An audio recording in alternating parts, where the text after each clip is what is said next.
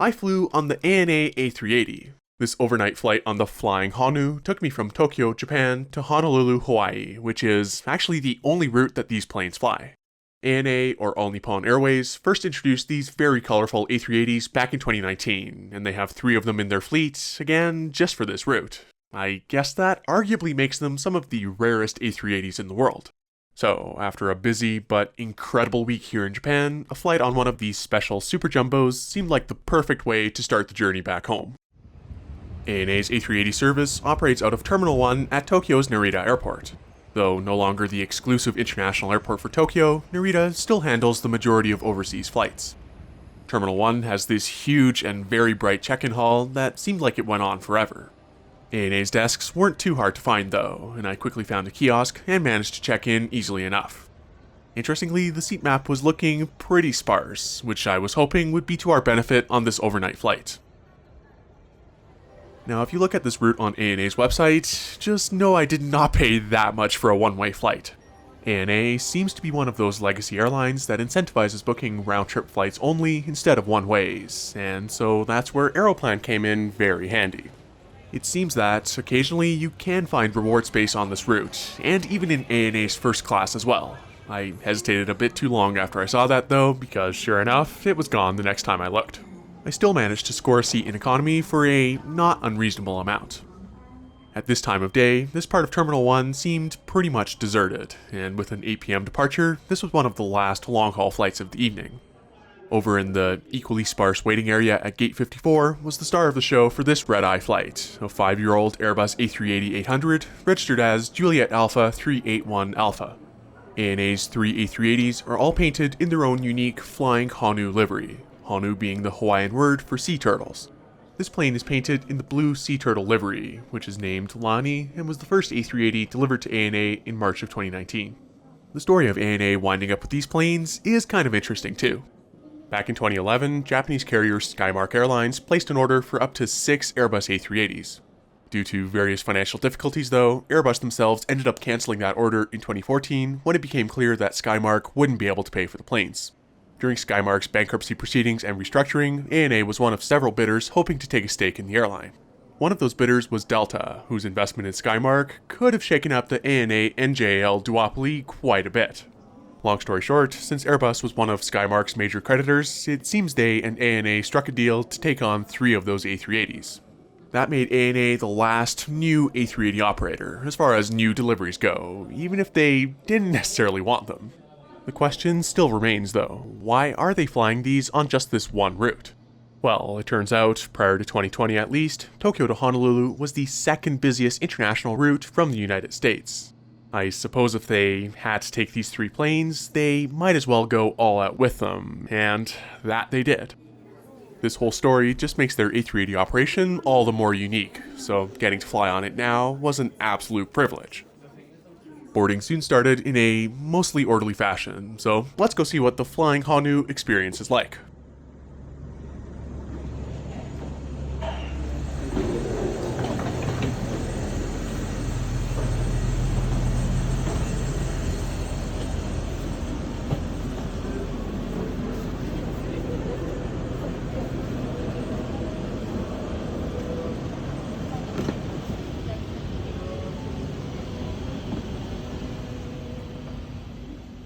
ANA's A380s have only economy class seats on the lower deck, and my seat is in the back of this forward cabin in 42K. Waiting at each of the seats was a little comfort kit, which I'll go through later. Settling in right away, ANA's economy class seats have a super roomy 34 inches of pitch, which is a little bit restricted by the seat rail, but very comfortable nonetheless. Shattered kneecaps aside, that is some of the best legroom I've ever seen in a standard seat. Looking outside though is the main reason we're sitting up front here, for this fantastic view of those Rolls-Royce Trent 900 engines. This is not a view you get to see very often in an economy seat, and would only be even better once we got some daylight later on. Now, one of the A380's quirks is still present here, especially on the lower deck. Unlike other modern planes, the cabin wall curves out so there's more shoulder space, but it also means you can't quite lean against it. For what it's worth though, this last row of the front cabin still has plenty of room to recline even with the wall behind you. Just as I was hoping for, both seats next to me stayed empty, so while we still have some time and some light in the cabin, I'll take a look around the seat. First things first, right underneath the screen, you'll find this useful remote that has a touchpad control.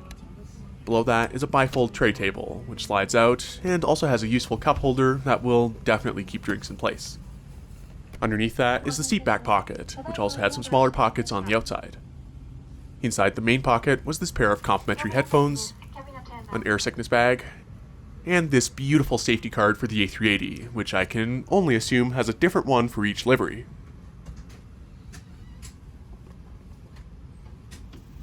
There's also this footrest, which I don't think I've ever seen in a normal economy seat.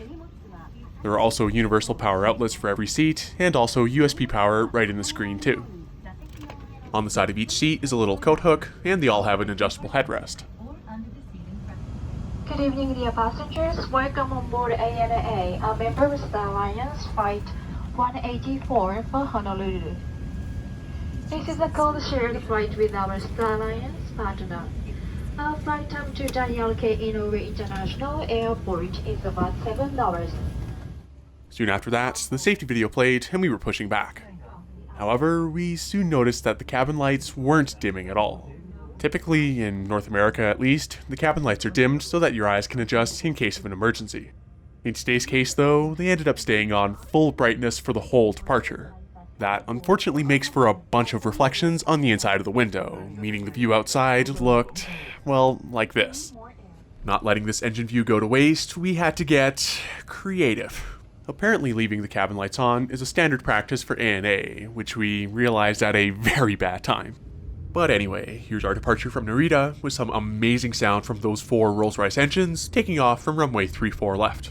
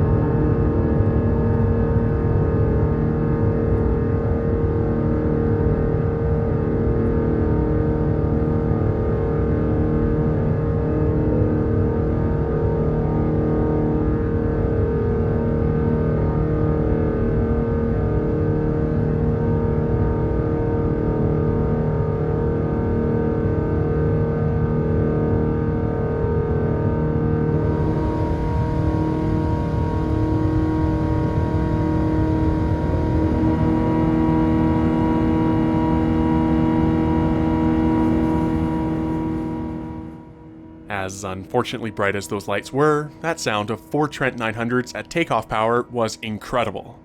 Like our crew mentioned before, this flight to Honolulu would take around 7 hours in total. We headed eastbound over the North Pacific and across the international date line, arriving into Honolulu at around 8:30 a.m. local time, still on the same date that we left. The comfort kit in each seat had this blanket, which became very necessary a few minutes ago. There's also this comfortable fabric pillowcase, and surprisingly, a pair of slippers. I didn't expect ANA to give those out to economy passengers.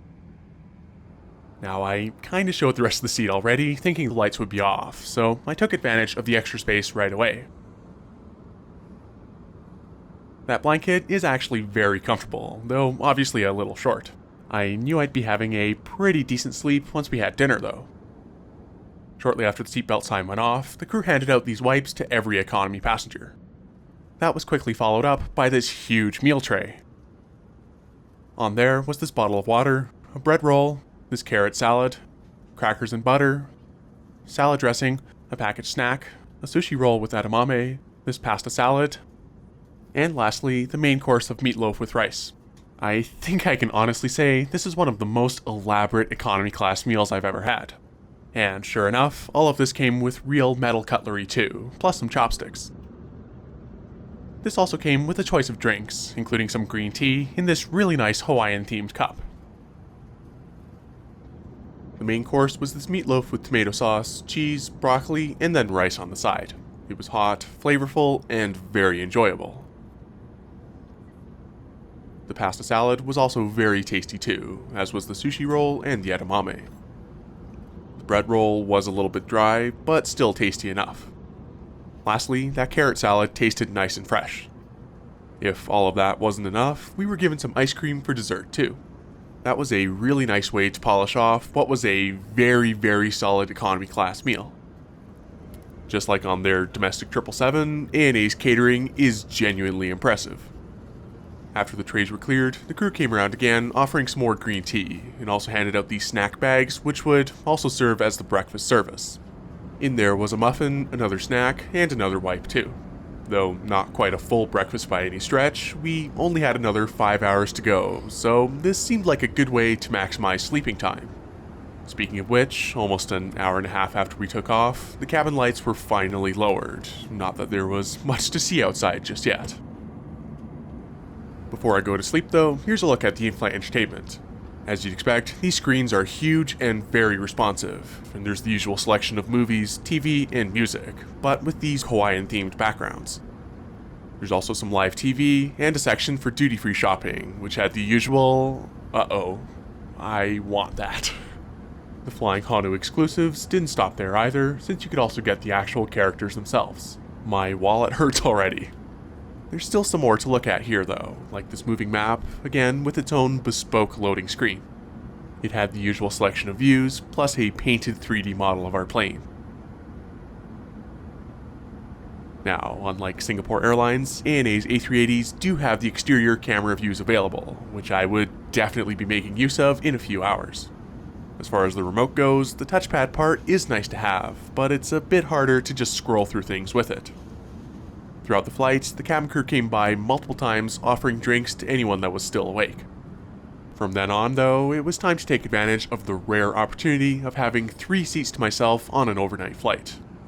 I could just see some lights starting to appear on the horizon, so I knew I'd better try and sleep before what was sure to be a gorgeous sunrise. With 3 sets of pillows and blankets to myself, I managed to get very comfortable. I woke up about 2.5 hours later to my good friend Will slapping me awake, but for a good reason. Sure enough, the sun had just crested the horizon, casting this gorgeous red glow on the engines. Red soon turned to orange as the sun rose even more, so you can imagine I was glued to the window for that whole 30-minute period. That also meant I could check out those external camera views, and they did not disappoint. Throughout all of that, there was another drink service for anyone that was awake, and I got this cup of coffee, which was quickly followed up by another cup of green tea. Also, that duty-free stuff from before, yeah, they kinda got me there.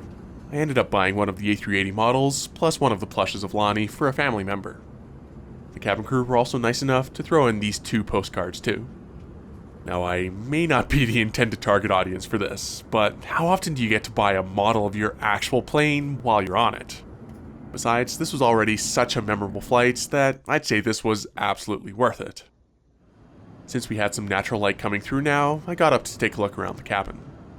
Behind that first economy cabin is this large galley, and the second set of doors on the lower deck, which had this great view. Seeing those 4 huge engines in daylight, plus the moon slowly setting, was just spectacular. Also in that area was one of the many lavatories on this plane, which was decently sized and has arguably one of the A380's greatest innovations, this pedal for opening the garbage.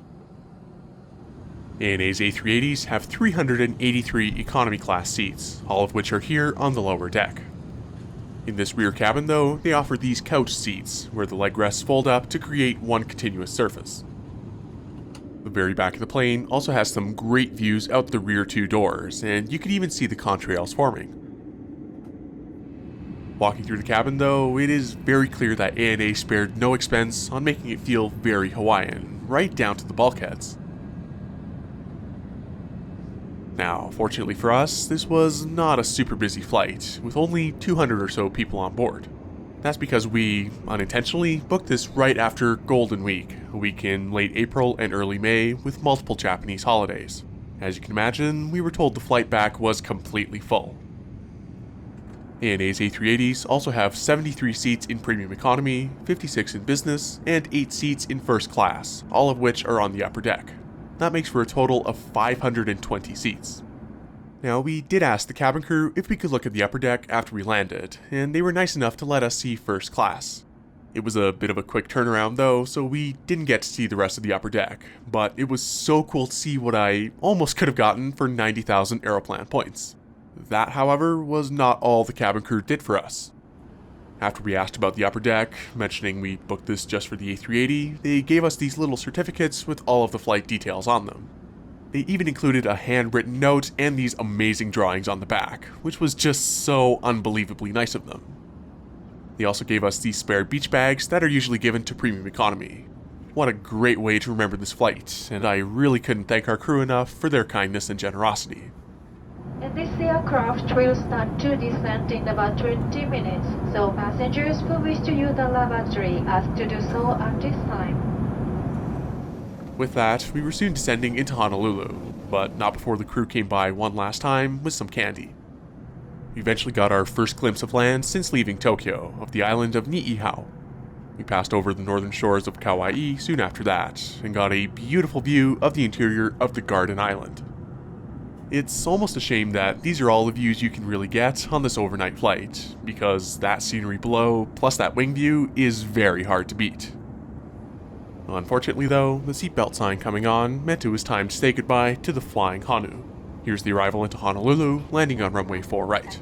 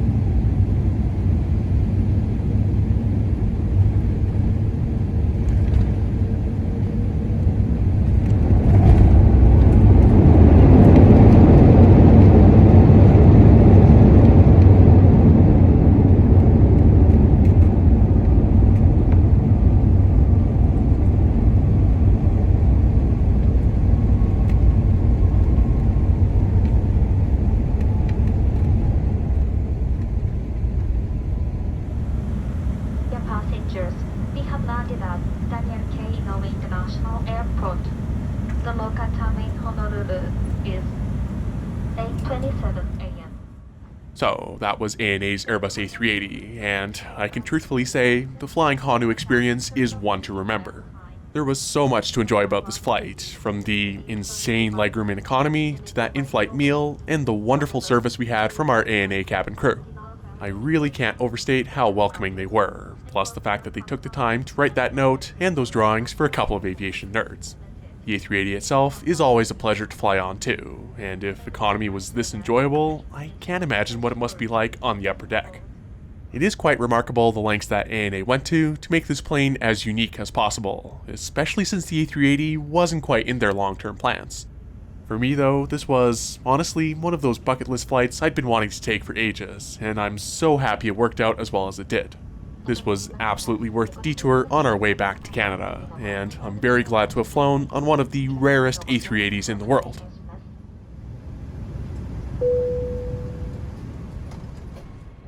Thank you very much for watching this special flight with ANA, and the rest of the videos from this amazing trip to Japan, and I will see you next time.